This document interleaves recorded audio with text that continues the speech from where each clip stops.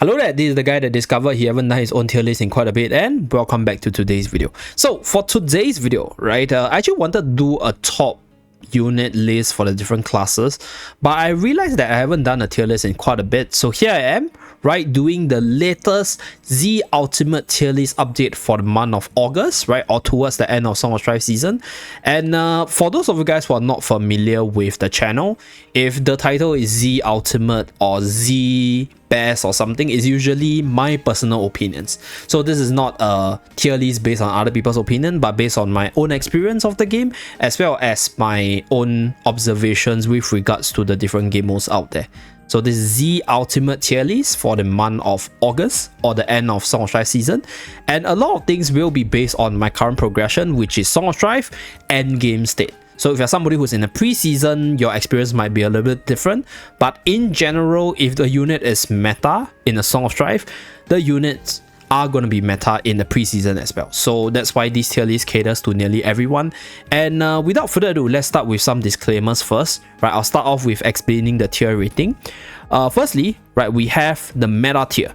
So if a unit is within the meta tier, for example, let's say I put Lily May up there, right, this unit is basically usable in all the different game modes, and they are very powerful, right, in some of those game modes and generally usable in others.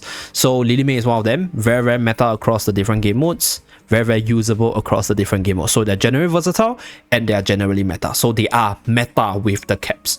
And then we have the T1 units. So T1 units, in my opinion, they are generally versatile as well. So they are usable across different game modes, but they might not be the best units. They might not be the most meta units out there, but you can use them under different conditions in different game modes, which makes them, I'll say, like pretty friendly to your wallet if you're somebody who's like free to play or low investor, and there are possible units that you can develop. So that's why they're in the T1. So they are not as good as the meta units, but they are generally versatile. So next we have like units in the different categories. So if a unit is in each of these categories, it means that they are somewhat usable. So I won't be rating them based on, okay, how good they are specifically for Dream Realm. For example, like I'll use one example. So for example, if a unit is only usable in Dream Realm, for example, like Merrily, right, she will be here, because Merrily is not generally versatile, but Merrily is super duper good in Dream Realm. But then, right, there's other units, for example, like Kruger, who is also usable in Dream Realm but might not be that good, will also be in this list, because like this unit is also pro Dream Realm, very usable, but obviously not as versatile as Merrily in most cases. So this is the Dream Realm side. So these units are generally only Dream Realm centric. So there are going to be some units that are better off than others in this category, which I'll talk about when I run through this category itself. Okay, so that's for the Dream Realm side. And then for PvP, it's units that are usually PvP centric, generally only for PvP, not used much for other game modes. And then we have the AFK stages. So AFK stages are generally your pushers or units which you generally only use for AFK stage itself. There are certain units that go into this category because they don't really work very well in other stages. They just work really well for AFK stages because of their kit itself. So lastly, we have the Walker tier. So Walker tier, I already included all the units here. So Walker tier is basically a tier that I created, or I usually mention in my video, as units you want to avoid. They are generally not really good, and they don't see much use across the different game modes, and they are super duper niche, like niche to a point where they are used for very specific situations, which I'll talk about as I run through them. So I'll start with the Walker tier first. I'll start with the bad units, which generally just doesn't see any use anywhere, no matter pre-season or post-season. Right, we have Chippy Hammy, obviously because you can't upgrade them. We have Walker, right, one of the worst unit all around, just not good anywhere. That's why we got this Walker tier. And then we have Faye, Atalanta, Valen, as well as Morale, all the A-level light bearer characters. So they either just don't do their job really well, or they have better substitutes in the position up there. So that's why they're down here. Just don't invest in them. I have nothing much to say about them because they have been bad since the pre-season, and even in the Song of Strife season with the introduction of season skill, they're still bad. So that's why they're there. And then we have Soren. So Soren is one of the newer characters which turned out to be, I'll say, like pretty underwhelming, and I think Soren doesn't really have a place anywhere because like he's not particularly good for PvP. You need a very specific team to make him work. no space in Dream Realm, like you just have way better units and you did rather use his AoE prowess for your PvE contents like your AFK stage push or even battle drills, but he's not even that good in those contents, so therefore he's in the Walker tier. Like, I think he will see some use in PvP if he had more anti-control tools or if he was a lot faster in terms of his kit, so that's why he's in the Walker tier, cause he's usable, but definitely like I won't recommend him, so that's why he's there. And then we have Khafra. Khafra is one of the worst wilders character in the game, just way too niche for the wilder side. Like, there's very little wilders that uses physical attack. The strong ones are all magical attackers, and Khafra being a melee physical debuffer is just, why will you use him? You have Laika, which is also a physical team unit, which is also a physical debuffer, and she's ranged and she's a lot better. So that's why Khafra is in the Walker tier. Salazar and Niru, way too niche, like in terms of their usage. Niru still sees some use in PvP, but like I think the reason or the time where you use him is just really niche, just to protect specific targets or just really like very specific team counters and stuff, that I don't think he's worthy to be put into the PvP side. Like, he's not meant to be a PvP specific character, because you just have better options that can do his job better generally, so that's why I put him here. So that's for the Walker tier. In fact, Niru can go up, but I'll just put him here because like I don't see a lot of people using him, and even if there's people using him, it's really in the niche situations. Okay, so that's for Niru and Salazar's observation, and that's all the units in the Walker tier. And with those bad units out of the way, let us start with the very first unit, right? We'll start with the AFK stages first, right? The very first unit in the AFK stage is Brutus. So Brutus is a unit that is strictly AFK centric, because he has that inbound that just buys a lot of time for your backline to do stuff. But outside of AFK stages, outside of very specific Mauler teams, or even like teams that just needs him to buy time, he's not that good for like the other game modes, PvP, Dream Realm. For PvP, general PvP wise, he just has way too much counter, because he dies to insta-Q, so he dies to OD pretty easily, he dies to Skeleta as well. And right, in terms of the frontline slot, PvP has a lot of other better options, which sort of phases our dear Brutus out. Although in the Song of Strife season with Supreme Arena, you can actually run him as a frontliner in your Mauler teams itself, but then again, he's not like the best option. There's just a lot of ways to answer to him, even though his inbound is really invaluable. But I would say he's more of a AFK stage type of unit, because the inbound has very little counters in your AFK stages, and he will do his job as a frontliner in the Mauler teams, or just the teams where you want him to act on the front line a lot better. So very decent unit, but specifically for the AFK stages itself. And then another unit which is, I'll say, very AFK stage centric is none other than, actually no, Lucius right now is also a Dream Realm, so I won't put Lucius there. Lumon is specifically AFK stage centric. So previously Lumon is down here, right? Lumon is definitely down here, but with Smoky team being a thing, right, in the end game state in terms of deficit pushing, using Lumon to reposition enemies into Smoky's ultimate became pretty powerful, right, in the deficit pushes. And with the Heart of Unity buff, this unit actually provides quite a bit of damage boost for the team itself, which makes Smoky teams a lot stronger. So that's why just really good in AFK stages, but not good everywhere else. So that's where Lumon lies. Another unit that's, I'll say, like pretty amazing for AFK stage would be, let me see, actually Laika's okay for PvE, for Dream Run PvP as well.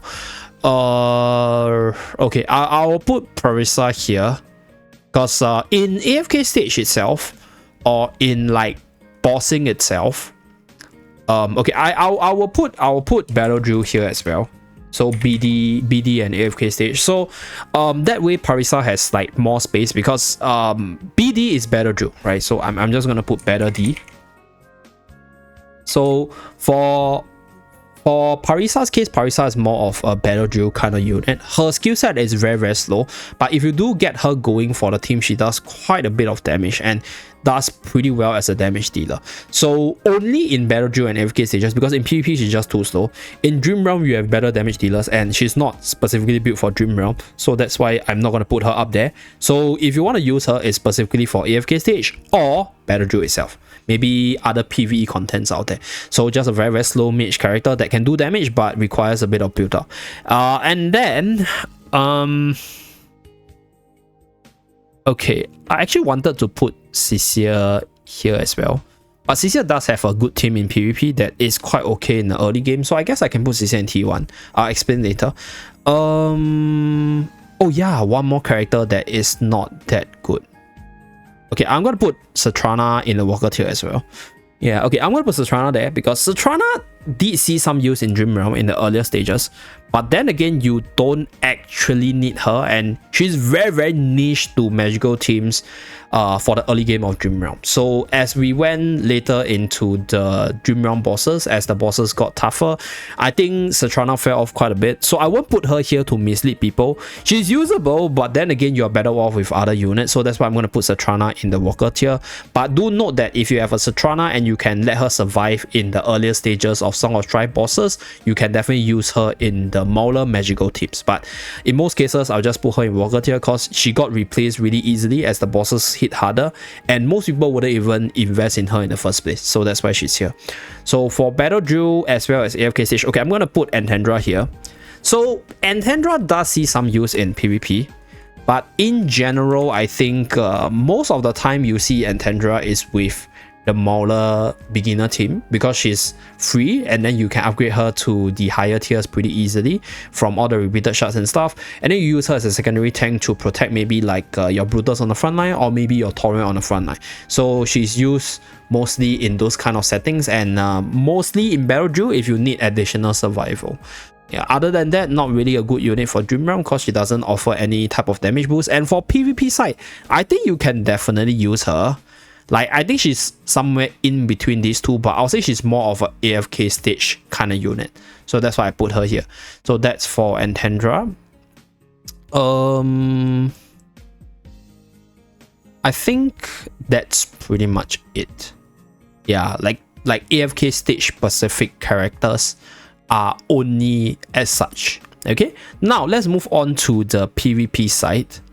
PvP side, right? Very specific characters in the PvP side is none other than Sylvina for sure. So Sylvina doesn't do well in most areas, but only for PvP. So she can actually excel specifically in PvP, but she's obviously not the strongest.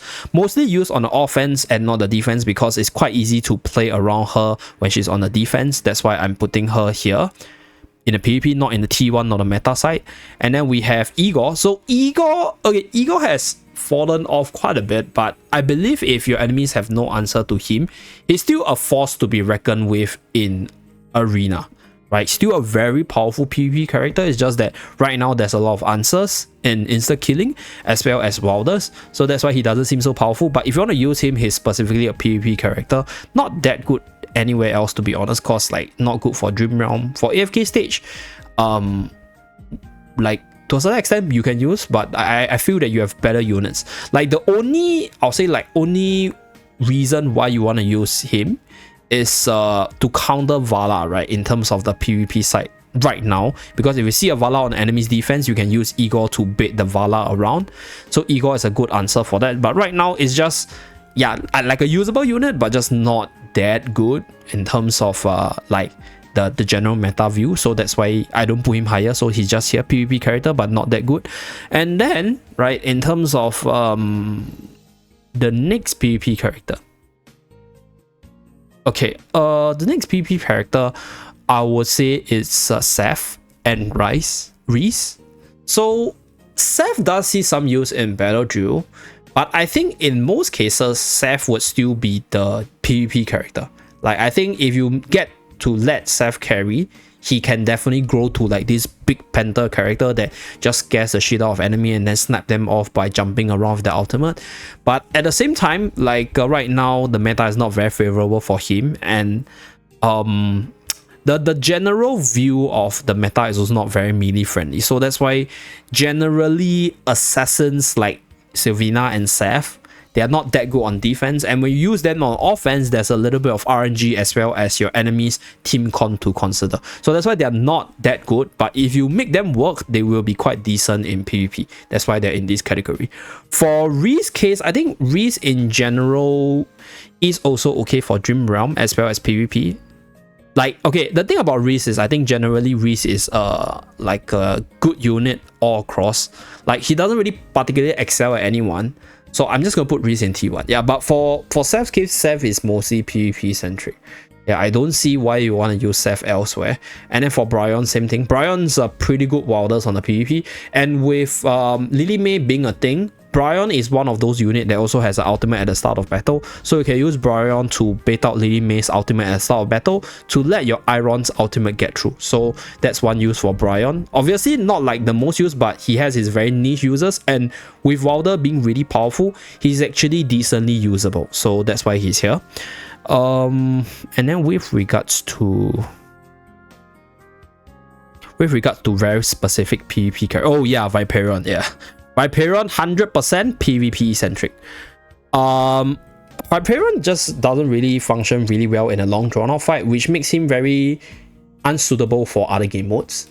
And in PvP, he's like this, you know, kind of burst your enemy as fast as possible while slowing them down with his skill set. So that's why he's a PvP centric character. Other than that, I think, yeah, that's pretty much it. Okay, so that's PvP specific. Okay, anyway, one more unit I kind of want to include for the AFK stage is Rowan. So initially, I wanted to put Rowan in T1 because generally Rowan used to be usable in PvP as well as Dream Realm to a certain extent, but this unit has fallen quite a bit off these two game modes. So he is still pretty good for AFK stages for certain deficit push teams to accelerate your unit's ultimate, like, you know, Smokey team accelerating Smokey's ultimate, or just providing that potion and massive defensive boost for AFK stages. So he's still good here, usable here, but definitely not everywhere else. So that's why I'm not putting him in T1. I'm putting him down for the AFK stage side. So that's for Rowan's case. So for PvP, I think these are the units which are generally PvP specific. So that's that. Okay. So I think to a certain extent Laika as well. Yeah, to a certain extent Laika as well. Okay, so like, why is Laika in PvP? I think you can definitely use Laika in Dream Realm, but right now I think Laika sees the most use together with Diurnal.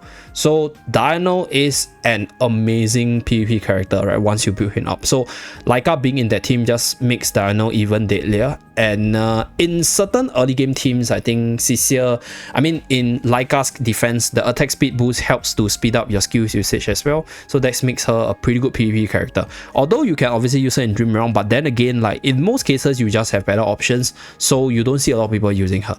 Although, like, you can put her between the two tiers. I even contemplated putting her in T1, but I honestly don't think she's, like, good in like any specific, like, it's a good to have, but she's not like good kind of good. So that's why I put her there. And then I'm gonna put Diurnal here. So Diurnal, by the way, right, is an amazing PvP character.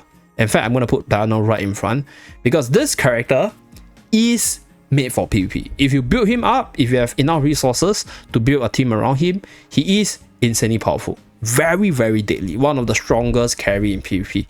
But also our PvP, no, I don't know. I really don't see much use for him outside of PvP, and like, he's gonna be a very expensive character for most people. So like, yeah, like, if you're building him, just know that he's a king of PvP, but everywhere else not that good. Okay, so that's for Diurnal. Yeah, I actually wanted to put Barrow there, but Barrow has risen up to T1, and I'll explain why later. So for the Dream Realm side, okay, so for Dream Realm, let's put all the bossing characters that are there first. Let me just put all the characters in, and I'm gonna explain why. So bossing, Lucius also mostly Dream Realm.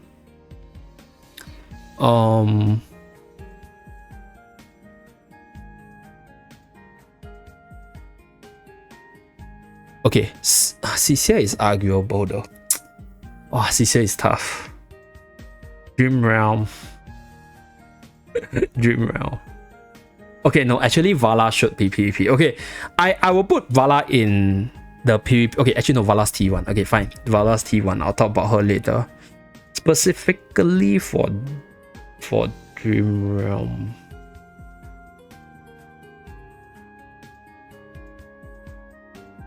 Mikola. Yeah. Okay, so let's talk about the units for the Dream Realm category first.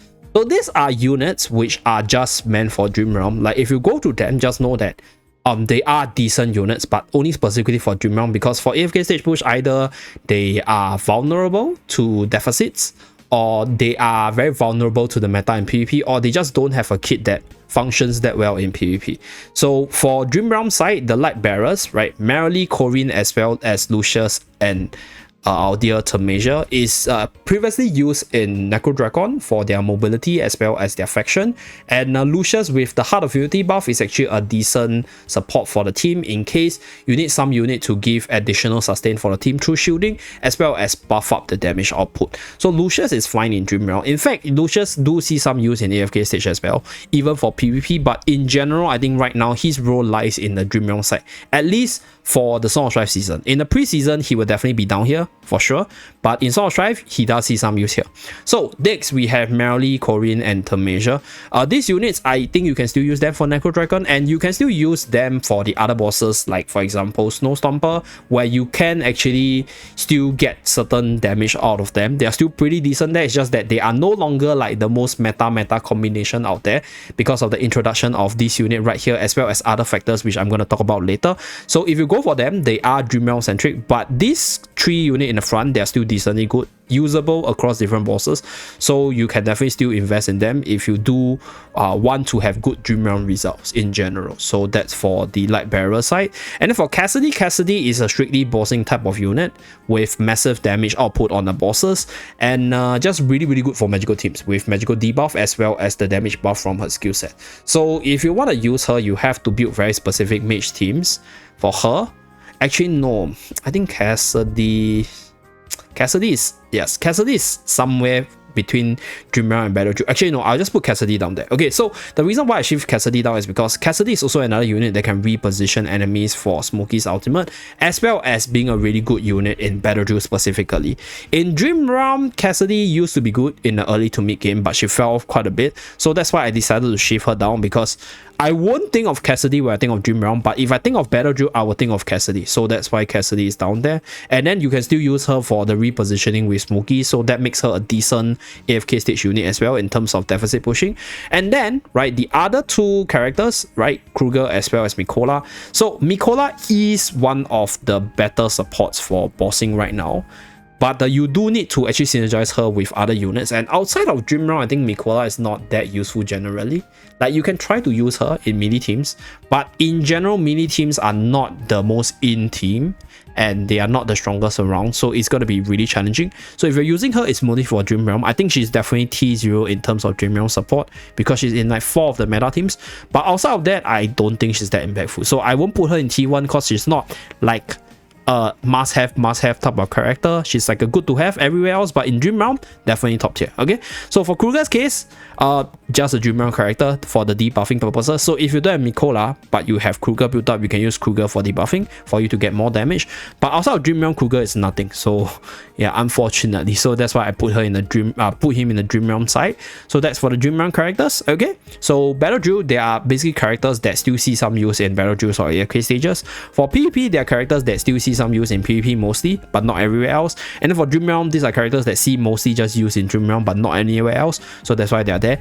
Mikola can be argued because she's still really new, so her verdict might change if we have more teams and more discovery in the future. But for now, I see her mostly in Dream Realm, so I put her in the Dream Realm side because she's strictly made for this game mode for now, so that's why she's here.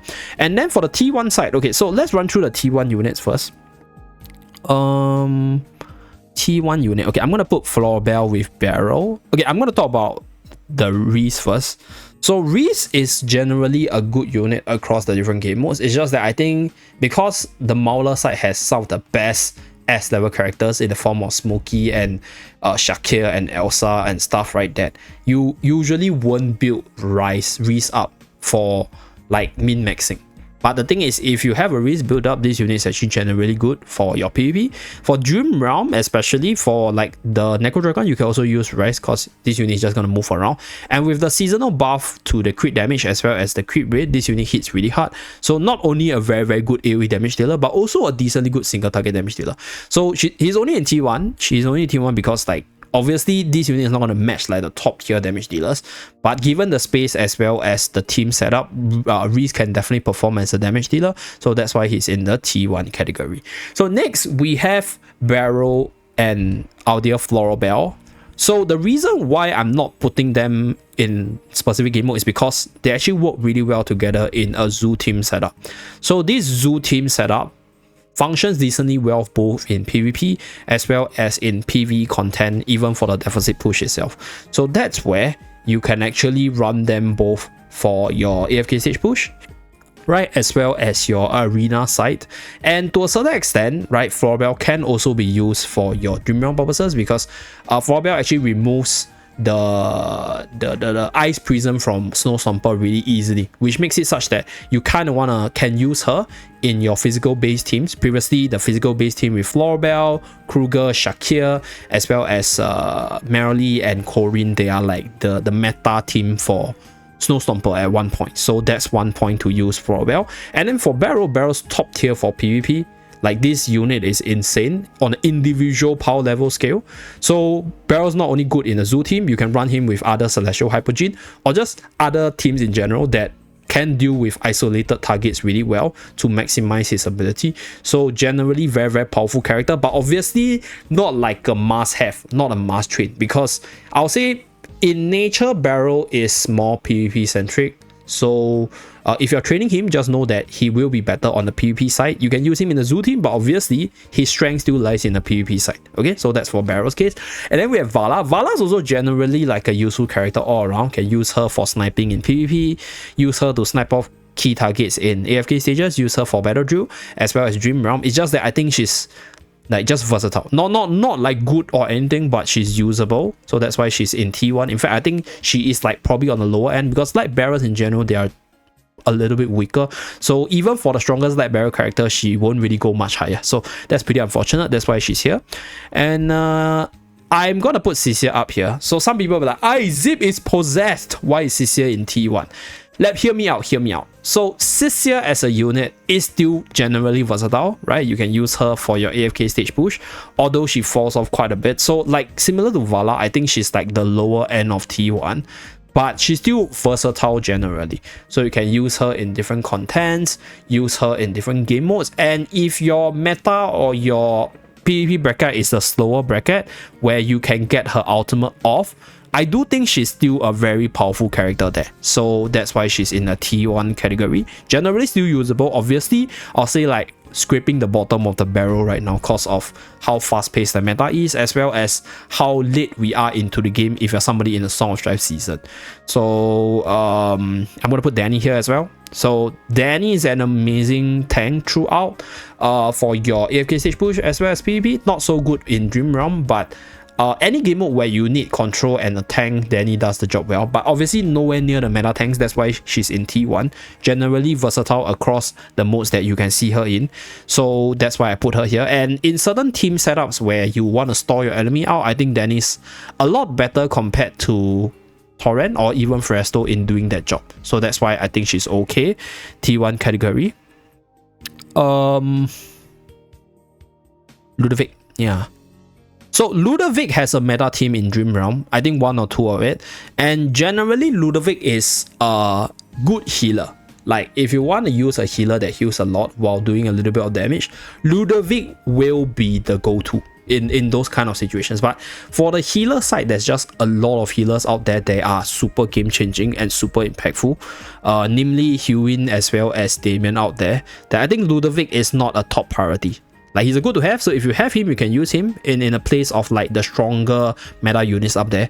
But in terms of what he wants to do, very, very niche Dream Realm team damage for like the best teams, and maybe in certain team setups in Arena where you run Gravebonds, but that will make you vulnerable to a lot of the good wilders, like for example Lily May up here, as well as Iron and like his buddies down there. Okay, so that's for the T1 Ludovic.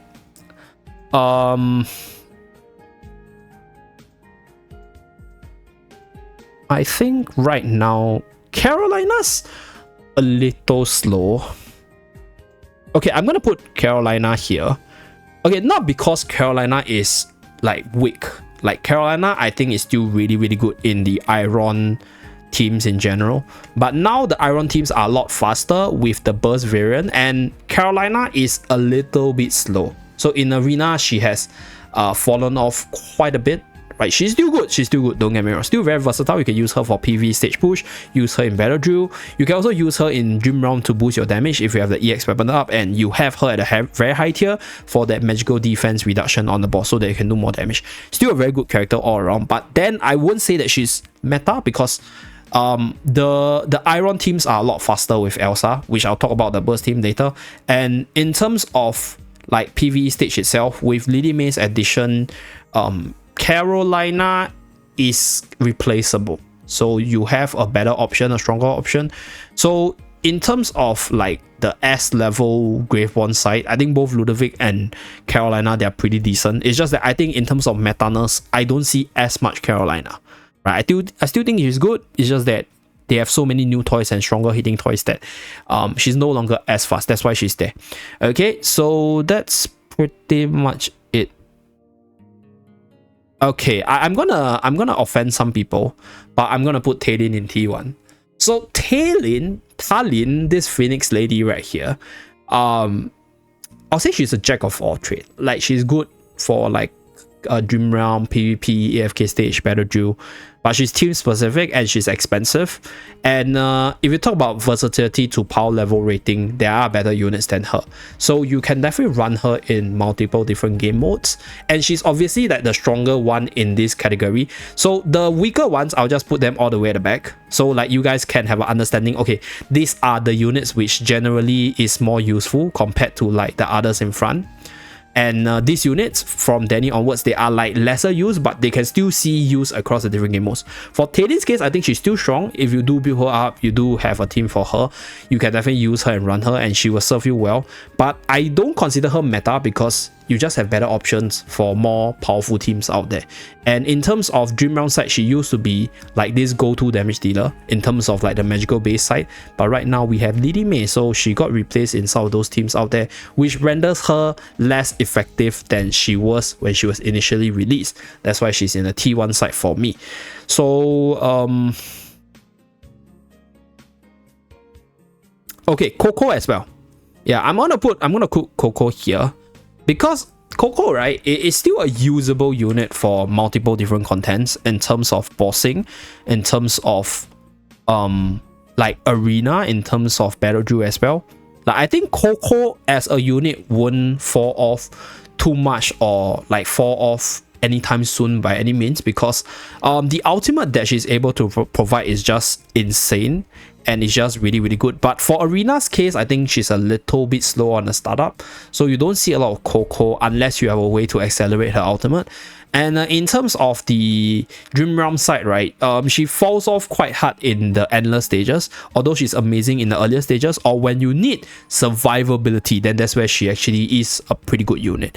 And in general, I think if you want to use her for AFK stages, for Dream Realm, for PvP, she's definitely usable. That's why she's in T1, but obviously she's by no means like the most meta go-to units for all these different game modes. That's why I put her here, but quite high. I'll say like she would probably be meta if there are lesser units up there, but based on whatever beasts are down here, I don't think she's meta by any means. Like, she's just a generally good T1 character overall. Okay, so that's it for the T1 side. Okay, one more unit I'm gonna put here is Almas. Okay, so Almas, right? Well, the reason why I put Almas in T1 is actually because Almas on his own is not that impactful. You need Almas together with Iron. Okay, because Iron and Almas, they go hand in hand. So if Almas is on his own, I think you can definitely synergize him with the likes of Tamasia, with the likes of other control units. But like I mentioned, right, this unit is only really good with Iron, so you can synergize him with other units and his power level will fall off by quite a bit.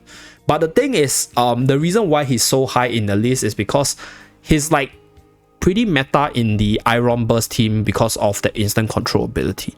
So I'll put him maybe even ahead of Talin because of that insane power level boost. But then without Iron, this unit falls off by quite a bit. So like generally PvP and PvE for your smoky teams as well as your burst teams in arena, very, very powerful character together with Iron. But by no means good on his own, so that's why he's in T1. Okay, so now that's pretty much it for the T1 units. Let's go to the meta characters. Okay, so the very first one is obviously Lily May. I think this unit needs no introduction. She's basically shedding records across the board for Dream Realm, for your battle drill numbers and stuff. So still very powerful there. Strongest magical damage dealer right now, so that's why she's meta, right? She's the unit they built around for many teams right now. That makes her very valuable. And then we have Iron, obviously king of the meta still, right? A lot of the teams actually revolves around this unit, so still a very powerful unit, even though you have a direct counter on the left hand side, which is Lily May, but a lot of teams still build around Iron, and Iron still goes really well with Lily May for like insta killing or insta giving people really fast as well. So that's why this unit is top tier. And then obviously all the Iron partners are going to be meta still, because like this combo of this Iron together with all his different Wilders partner is just really insane. And for your PvE stage boost itself, Iron and Arden is just really good to clear multiple enemies all at once, even in the deficit. And then you have Damien for the sustain and the initial boost if you have the EX weapon, and Hewin with the massive heal and damage reduction if you do try to include her in the team. So most of these units, they are really good if they pop off what they want to do, and for good reasons, because they're all good partners to Irons and they fit into the team really well because of the faction as well as what they want to do. So therefore they are meta. So I would say Hewin and Damien, they are more towards like the lower end of meta, because if you have better options coming up, they will be replaced. But right now with Iron, with Arden, with this tricore of like this Wilders right here, right, this Wilders unit at the back, namely Damien and Hewin, they're still amazing in their support roles for that. That's why I put them in the meta category. And then next unit is also part of that burst team, which is Elsa. So Elsa, Iron almost comes together in a package. They just pull everyone in, stun everyone, and then Elsa just drops the rock and then bursts everyone from there. So this is the burst team, and then you throw in the Arden. That's where you get this like magical burst, which I've been talking about. This team is insanely strong. It breaks almost every single arena team right now. Most of it, if you have enough damage output to just burst the enemies. And Elsa as a unit is also generally pretty versatile across the different game modes. I might actually downgrade her, but I think her performance in Battle Drill and your PvP side warrants her meta status, because for Battle Drill, right, she is good for the bossing, for the Battle Drill, for her insane single target damage output, as well as the multi-target damage output, so you can use her throughout for Battle Drill. You also can use her for PvP together with Iron. This combo over here is really insane. So that's why I put her in a meta tier, because if you don't have Elsa, right, you will be vulnerable to the likes of Shakir in PvP. But with Elsa, right, you're not that weak to melee units, because she has a movement speed down, which slows down the melee unit, which buys more time for your range attackers to burst the enemy before they're able to do anything. So the Iron, Arden and Elsa team is insanely good even against Shakir, which is supposed to be a control counter. But the thing is, Elsa changes that, and that's why I give her the meta status. That's why Elsa is here. And then we're gonna put our old friend Odie out here as well. Like, Odie, without a doubt, is just a general unit that stays for quite a bit. Right now, mostly for, I'll say, like, bossing, for Battle Drill, and Dream Realm definitely has fallen off in the endless stages. But in PvP as well as Dream Realm, if the opportunity arises, I think Odie can still be a very omnipotent unit there. In PvP, if you can find a space for this unit to snipe the enemy off to start the insta-killing cycle, I think Odie is still impactful. For AFK stages, obviously, insta-kill is still going to be king no matter which stage of the game. And then Battle Drill as well, king of Battle Drill in terms of damage output, so Odie is definitely meta in terms of his general performance across the different game modes. And then, right, we move on to the next smaller, which is Smokey. I don't think I need to explain Smokey too much. Basically used in every Dream Realm team. Just generally a super duper powerful support, and the carry of the Smokey team for deficit push. So that's why he's meta. And then we have Shakir. Okay, so Shakir actually, I'll say, like, has risen in popularity recently because of the introduction of Mikola. So Shakir together with Mikola is just insane, as well as the recent changes to his ultimate. allowing the ultimate to have a better coverage because they change out the ultimate for him to pounce in a centralized position, meaning the aura circular radius covers more unit to give the buff to more allies, right, to benefit from it. And Shakir originally was one of the counters to the Iron control teams, but like I mentioned earlier, if you have Elsa, you might be able to answer to Shakir because Elsa is able to slow Shakir down, and before Shakir can reach your team, right, he would have died off to the burst of that burst team that I talked about just now. So Shakir is also very good for PvP purposes. People use it to counter control all the time. Still can be used. And in terms of Dream Realm side, you guys saw like my best Dream Realm team. Shakir is like in 2 or 3 of it together with Mikola. So I think that will stay the case for quite a bit because the aura stacking mechanic is just insane. So that's why Shakir is meta right now. If not for Mikola's introduction, I think Shakir will be down here. But right now, definitely meta. And then Torrent obviously still meta, one of the most free-to-play friendly tank. Let me adjust the units according to their power levels. So we're gonna put Smokey, we're gonna put Odie here, Shakir maybe here. Yeah, and then for Torrent's case, I think Torrent should be slightly here as well. So like I think for Torrent's case, if you don't have Resto, Torrent is the best tank to go to. Still really good for the counter attack, for the ultimate, for PvP. You can still use him for debuffing as well as tanking in the different AFK stages, Dream Realm side of things. So that's why he's still meta by most people's standard. I think most free-to-play and low-resource players standard, I think Torrent's still the best tank. But right, for most of the people who have the spending power, I think Resto is without a doubt the best tank in the game right now. Not only is this unit one of the best for AFK stage push, this unit right now is also dominating the leaders board for Dream Realm in terms of the end game for Song of Strife. So yeah, like one of the reasons why Mikola and Shakir is powerful is because now Resto has 2 bodies that benefits from the aura, which doubles up the buff as well as the damage output, which makes this unit just insane for like just Dream Realm and AFK stage side. And in certain PvP maps, you can also use our dear Resto right here. So that's why he's meta for sure.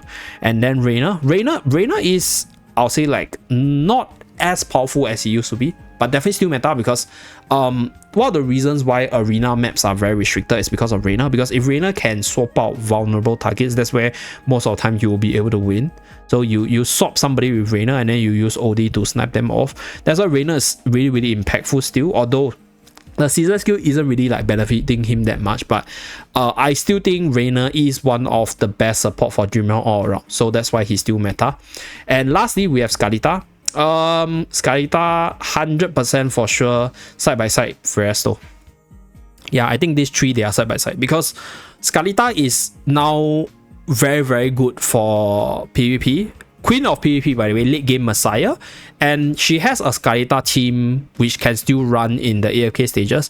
And right, for Dream Realm side, I think she has fallen off the top teams, but you can still use her as a damage dealer as well as a buffer for some of the bosses out there. So still a very, very meta character all across. And yeah, I guess that's pretty much it for this list, right? So I'm gonna put a summary of the units, make it smaller so you can see everyone on the side. So to conclude this video itself, in terms of the general rankings of units, I think if you're investing in units that are meta and T1, I think you're in a good position because these units are generally units which are usable across different game modes, so they're relatively flexible. So invest in them, you can use them across different modes, and this will cut down on your resource stress. If you want to go in-depth into min-maxing for certain game modes, for example, you want to be a Dream Realm guru, then you want to go for Dream Realm as well as meta characters to just min-max your damage from there. And then, right, if you want to go into like the PvP guru side, then the units that are in PvP as well as the meta will be the one that you're looking at. And based on how you want to min-max, based on what you want to build up, you can refer to this list and make your decision.